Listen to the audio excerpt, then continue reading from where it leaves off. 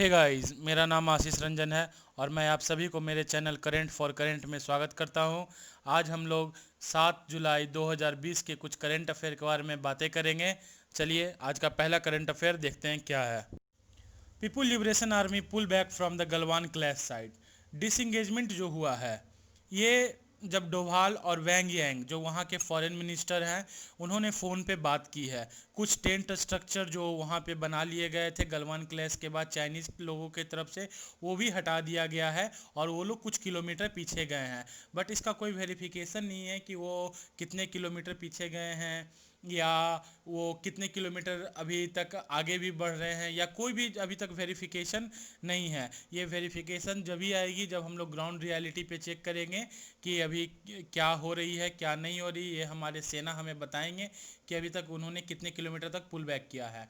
जैसे हम लोग के देश में national security adviser Ajit Doval ji हैं, उसी तरह से चाइनीज़ के जो फॉरेन मिनिस्टर वैंग यांग है वो स्टेट काउंसलर भी हैं और उसको हम लोग रफली नेशनल सिक्योरिटी एडवाइज़र भी कर सकते हैं। ये जो डिसंगेजमेंट प्रोसेस हुआ है ये ऐसा नहीं है कि कल डोभाल जी ने बात किया और वैंग यांग ने फ़ोन टॉक पे और आज डिसंगेजमेंट हो गया है।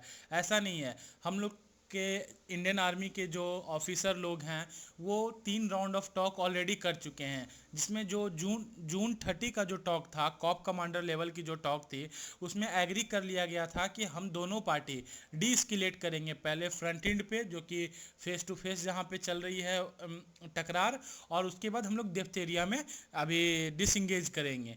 उसके बाद हम लोग देखें कि हाँ कुछ पीपुल लिबरेशन आर्मी के जो जवान थे वहाँ के, और कुछ जो स्ट्रक्चर था उसे हटाया गया, वो लोग कुछ पीछे हुए हैं। ऐसा ऐसा कुछ खबरें हम लोग के पास सामने आए हैं। कुछ व्हीकल को भी पीछे मुड़ते हुए देखा गया है।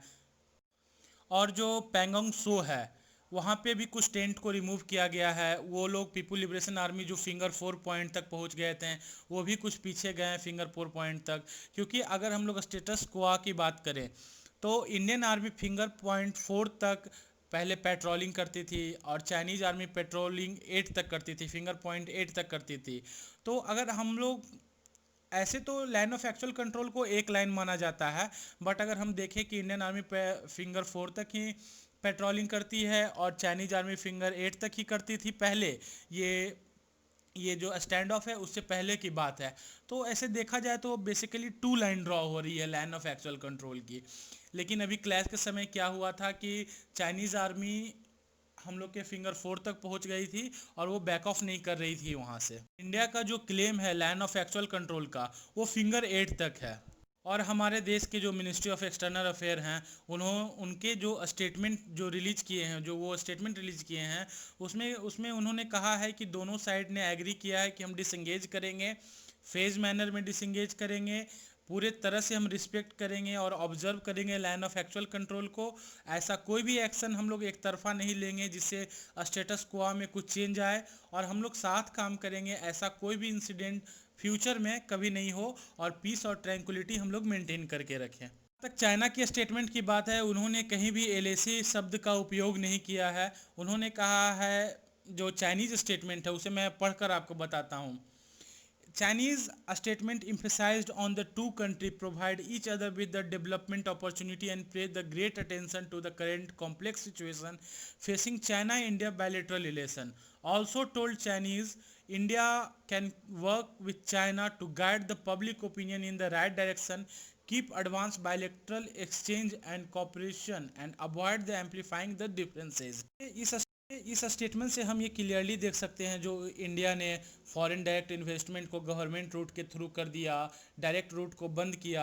यहाँ पे चाइना को ज़रूर कुछ ना कुछ इससे हैम्पर हुआ है, इसलिए चाइना ने अपनी स्टेटमेंट में एलएसी की जगह ये बात कही कि हमें डील पे पीपुल टू पीपुल जो कांटेक्ट है, पब्लिक ओपिनियन है, उसे हमें सही डायरेक्शन में ले जाना होगा कि जो बाइकॉट चाइनीज चल रही हैं उसे सरकार रोके और दोनों कंट्री डेवलपमेंट की ओर बढ़े, ये क्लैश की ओर ना बढ़े। तो ये सब एक साइन हो सकती है जो इंडियन गवर्नमेंट ने एफडीआई पे कुछ रोक लगाया, कुछ चाइनीज़ ऐप को बैन किया, ये सब भी एक एक एक तरह से फैक्टर बन रहा है जैसा लग रहा है स्टेटमेंट से। बट अभी उस पर बहुत सारी बातें, अभी तो फेज मैनर में स्टार्ट हुआ है, अभी आगे न्यूज इन ये ट्रांजिशन है, अभी आपके पास आगे बहुत सारी जानकारियाँ आएगी। और जो फेज मैनर की जो ये डिसंगेजमेंट प्रोसेस स्टार्ट हुआ है। इसमें इंडिया और चाइना दोनों ने ओपन रखा हाई लेवल टॉक कि हम लोग पूरा रिस्टोरेशन करेंगे। लेकिन अगर हम लोग फॉर्मर फॉरेन सेक्रेटरी जो श्याम सरन जी थे, उनकी अगर बात माने तो उनका कहना है कि हमें इंतज़ार करना होगा और देखना होगा कि आखिर ये जो बातें national security adviser Ajit Doval ji और वैंग यांग जो बातें किए हैं, ये ग्राउंड पे कितना ट्रांसलेट करता है। मे बी टेंशन रिड्यूस हो जाए, जैसे बातें से टेंशन रिड्यूस हो सकती है, बट उनका कहना है कि जो रिलेशनशिप आज से 1 साल पहले था वो चाइना के साथ अब रिलेशनशिप हमारा नहीं हो सकता। उससे अगर हम कुछ सीख लें तो उसमें कुछ बातें आई थी जिसमें कुछ एक्सपर्ट का कहना है कि डिसंगेजमेंट ये कुछ इनफ नहीं है। डिसंगेजमेंट इसका मतलब ये नहीं है कि हम डिक्लेयर कर दें कि हम लोग के बीच में टेंशन ख़त्म हो गया है। गवर्नमेंट को एग्री नहीं होना चाहिए कि डी एस्केलेट सिर्फ करे, गवर्नमेंट को ये भी एग्री होना चाहिए कि जो स्टेटस क्वा था, जो पहले की परिस्थिति थी, उस पर वापस आना। क्योंकि डिसंगेज कर देना मतलब कि ट्रूप्स को एक दूसरे में लड़ाई नहीं करवाना, या ट्रूप्स जो फाइटिंग स्पिरिट होती है उस चीज़ को रिड्यूस कर देना फिलहाल कुछ समय के लिए, या फाइट नहीं करना अपने अपोजिशन ट्रूप से। इस चीज़ पे सिर्फ गवर्नमेंट को नहीं मानना चाहिए, गवर्नमेंट को जो पुराना स्टेटस क्वा था, जो पहले की परिस्थिति थी, उस चीज़ पर लाकर बात करना चाहिए। अगर हम डोकलाम की बात करें तो वहाँ पे जो टेंशन जो ख़त्म हुई थी, और उस टेंशन जो ख़त्म हुई थी, डिसंगेजमेंट जो हुई थी, उसके बाद स्टेटस क्वा भी मेंटेन हुआ था। और ये बात की जानकारी हमारे मिनिस्ट्री ऑफ एक्सटर्नल अफेयर के द्वारा पार्लियामेंट पे दी गई थी कि स्टेटस क्वा डोकलाम में मेंटेन हुआ था। बट हमें अब ये देखना होगा कि जो लद्दाख में हो रहा है उसमें स्टेटस क्वा को मेंटेन किया जाता है कि नहीं, कि सिर्फ हम लोग बस डिसंगेज कर रहे हैं, इसी बात पे इम्फेसाइज कर रहे हैं, ऐसा तो नहीं है कहीं। फिर भी डिसंगेजमेंट हॉस्टिलिटी तो रिड्यूस कर देगा, बट जो पीपल लिबरेशन आर्मी जो कंस्ट्रक्शन करा रही है अक्रॉस डोकलाम प्लेटो, ये सब नहीं ख़त्म होगा। तो ये सब भी बातें हमें टेबल पे रखना चाहिए अभी करेंटली। Thank you. यहाँ पे मैं लास्ट में एक चीज़ और जोड़ना चाहूँगा जो एक्सपर्ट के द्वारा कहा गया है कि इफ़ अगर हम सिर्फ एग्री कर लेते हैं डिसंगेजमेंट और डिसएस्केलेशन के लिए, तो ये एक इंडिया के लिए एक बहुत बड़ी डिसएडवांटेज है कि हमने स्टेटस क्वा को मेंटेन नहीं किया। आज का दूसरा करंट अफेयर है 1.4 lakh families reaches MG NREGA annual work limit. इसमें क्या हुआ है कि जो हमारे देश के 1,40,000 जो गरीब मजदूर लोग हैं, उन्होंने अपने जो 100 दिन के जो रोजगार एमजी नरेगा में मिलती हैं उसे पहले ही 6 महीने में अपना पूरा कर लिया है। और उसके बाद जो 7 लाख और जो हमारे देश के मजदूर लोग हैं, उन्होंने 100 में 80 दिन तक अभी अपना रोजगार पूरा कर लिया है। और अभी देखा जाए तो साल का अभी सिर्फ 6 महीना ही बीता है, अभी भी 6 महीना बाकी है। तो कैसे उन लोग को अब रोज़गार मिलेगा सरकार के द्वारा? एक्टिविस्ट लोग का भी ये कहना है कि इस परिस्थिति में जो अभी पैंडेमिक है, लॉकडाउन है, इस परिस्थिति में सरकार को 100 दिन से 200 दिन रोज़गार कर देना चाहिए। बट ऐसा क्या कर सकते हैं? तो अगर हम लोग देखें एमजी नरेगा के बारे में, तो एमजी नरेगा में एक प्रोविज़न है कि जो डिस्ट्रिक्ट अफेक्टेड है नेचुरल डिजास्टर से, उस पर हम रिक्वेस्ट कर सकते हैं कि एक्सपेंशन कर दे, मतलब बढ़ा दे स्कीम को 100 से 150 दिन का। लेकिन यहाँ पे एक्टिविस्ट लोगों की क्या मांग है? 200 दिन का। और हम लोग मैक्सिमम बढ़ा सकते हैं कितना? 100 दिन से वर्क को बढ़ाकर 150 दिन कर सकते हैं। बट हमें ये भी देखना होगा कि सिर्फ 100 से 150 दिन या 100 से 200 दिन कर देने से नहीं होगा। क्योंकि अगर करेंटली हम लोग के पास जॉब कार्ड होल्डर देखें एमजी नरेगा के तहत, तो हमारे देश में 13.77 करोड़ लोग हैं जो नरेगा जॉब कार्ड होल्ड करते हैं, जिसमें 7.67 करोड़ लोग जो हैं वो लोग एक्टिव हैं इस कार्ड के द्वारा। अगर हम एक एग्जांपल लें कि 7.69 करोड़ टोटल आदमी जॉब नहीं लेते हैं एमजी नरेगा के तहत, 5 करोड़ ही लोग जॉब लेते हैं। तो अगर हम 5 करोड़ को 100 डे सबको दे रहे हैं काम, मान लेते हैं, तो एक हाउस होल्ड को अगर हम 100 दिन काम दे रहे हैं और 200 रुपये के तहत से, किसी स्टेट में 300 भी है, किसी स्टेट में 230 भी है, कहीं 190 भी है, लेकिन ऑन एन एवरेज हम लोग 200 रुपये लेके चलते हैं कि उन्हें रोज़ाना मिलेगा। अगर एक हाउस होल्ड को हम 100 दिन काम दे रहे हैं और 200 रुपये पर डे दे रहे हैं, तो हमारे पास एक साल में एक हाउस होल्ड को 20,000 रुपया देते हैं।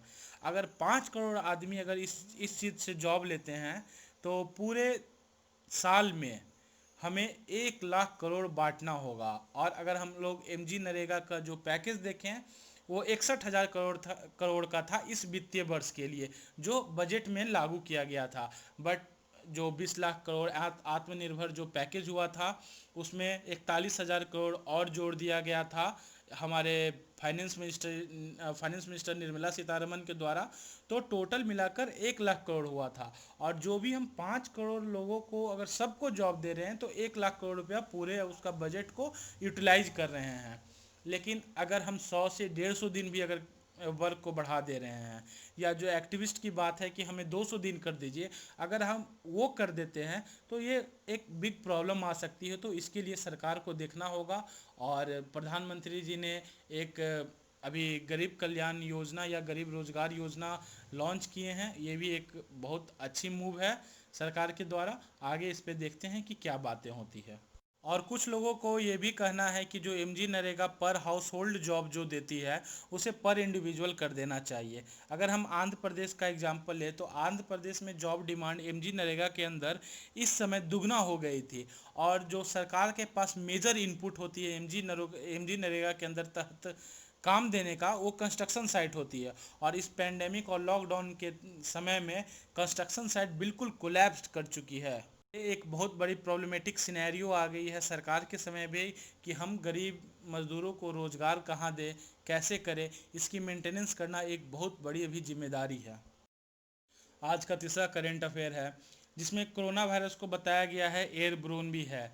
जिसमें 239 एक्सपर्ट जो WHO को वार्न किए हैं, मतलब 239 साइंटिस्ट हैं अक्रॉस 32 कंट्रीज, उन्होंने WHO को वार्न किया है कि स्मॉलर पार्टिकल भी हमारे शरीर में बीमारी फैला सकती है और कोरोना वायरस भी एयरब्रोन है। जबकि WHO का मानना है कि कोरोना वायरस एयरब्रोन नहीं है। अगर हम लोग बात करें साइंटिस्ट की, तो साइंटिस्ट का कहना है कि एयरब्रोन जो ट्रांसमिशन है वो मेनली सिग्निफिकेंट करता है जहाँ पे वेंटिलेशन बहुत ख़राब हो, मतलब बहुत ही पैक्ड कमरे में रहना वहाँ, और 2-3 लोग आ जाना। तो उसमें क्या है कि अगर इफ़ एनीबडी स्नीज कर रहा है, कोई भी अगर स्नीज कर दिया, तो जो एरोसॉल है, ड्रॉपलेट है जो उनके शरीर से निकला, वो रूम में रह जाएगा। और वेंटिलेशन अगर सही नहीं रहेगा तो एक तरह से वो रूम में ही घूमते रहेगा, और जो नेक्स्ट पर्सन जब उस रूम में एंटर करेंगे तो उन्हें वो वायरस अटैक कर जाएगा। इसलिए आजकल जो साइंटिस्ट कह रहे हैं उस हिसाब से मास्क भी इंडोर में ज़रूरी हो गया है। और वायरस को किल करने का बस एक ही उपाय है, ultra violet light. But I know आप लोग सोच रहे थे कि सन से, बट ऐसा नहीं होता है। अल्ट्रावायलेट लाइट का एक कुछ मशीन होती है, उससे उसको डिसइंफेक्ट किया जाता है किसी भी क्लोज्ड पैकेज चैम्बर में। बट हर हाउस होल्ड को क्लोज करना, अगर आप धारावी का ही एग्जांपल ले लें मुंबई में, तो वहाँ हर घर को डिसइंफेक्ट कर देना अल्ट्रावायलेट लाइट से ये पॉसिबल बात नहीं है। और WHO का जो अगर हम लेटेस्ट अपडेट देखें तो उनको कहना है कि जो एयरब्रोन ट्रांसमिशन है ये only possible after the medical procurement, क्योंकि एयरब्रोन जो ट्रांसमिशन होता है उसमें 5 मैक्रोन से छोटा ड्रॉपलेट चाहिए। और बट साइंटिस्ट लोगों का कहना है कि जब हम स्नीज करते हैं तो हम लोग तो सारे लोग तो नहीं, लेकिन कुछ लोग जो हैं एरिसॉल भी प्रोड्यूस करते हैं। एरिसॉल आखिर क्या है? एक ऐसा सब्सटेंस जिसमें अंडर जो प्रेशर के अंदर बहुत सारा कंटेंट या कोई भी पार्टिकल इनक्लोज हो, और जैसे ही वो बाहर आए तो वो स्प्रेड कर जाए। तो सारे इंसान तो नहीं, लेकिन कुछ इंसान जो हैं जो स्नीज करते हैं तो एरोसॉल को प्रोड्यूस करते हैं और वो कोरोना वायरस को फैला सकते हैं। बट एक रिलीफ वाली भी बात है कि ये मीजल्स वायरस की तरह हाईली इन्फेक्शियस नहीं है कि ये लॉन्ग ट्रेवल कर जाए, कि आप आज यहाँ खड़ा होकर स्नीज कर रहे हैं तो 1 किलोमीटर दूर कोई और भी इंसान है तो उन्हें भी ये पकड़ ले। तबकि मीजल वायरस के बारे में कहा जाए तो उसका जो इन्फेक्शियस रेट है ओवर द किलोमीटर होता है, बट कोरोना वायरस में ऐसा कुछ नहीं है। कोरोना वायरस इस तरह से बिहेव नहीं करती है। तो ये कुछ पॉजिटिव साइन भी हैं कि एयरब्रोन है लेकिन लॉन्ग डिस्टेंस ट्रेवल नहीं करती है। आज का अगला करंट अफेयर है कि अगर हम दिल्ली की ट्रेंड देखें, अभी की ट्रेंड जो चल रही है, जो पहले 20,000 केसेस कर रहे थे तो हमारे पास 2500 केसेस पॉजिटिव केसेस आ रहे थे कोरोना वायरस के, 3000 पॉजिटिव केसेस आ रहे थे। बट अगर हम 2 दिन से देखें तो करीब दिल्ली में जो केसेस हैं 20,000 टेस्ट के बावजूद मात्र 1500 केसेस आ रहे हैं। तो एक तरह से जो केजरीवाल जी का कहना है कि मे बी दिल्ली ने पास कर लिया है पीक को। Thank you very much. I hope आप मेरी बातें समझे होंगे, मैं जो कहना चाह रहा था। अगर आपके कोई भी क्वेरी हो तो आप कमेंट में कमेंट सेक्शन में बता सकते हैं। मैं कोशिश करूँगा कि रिज़ॉल्व कर दूँ।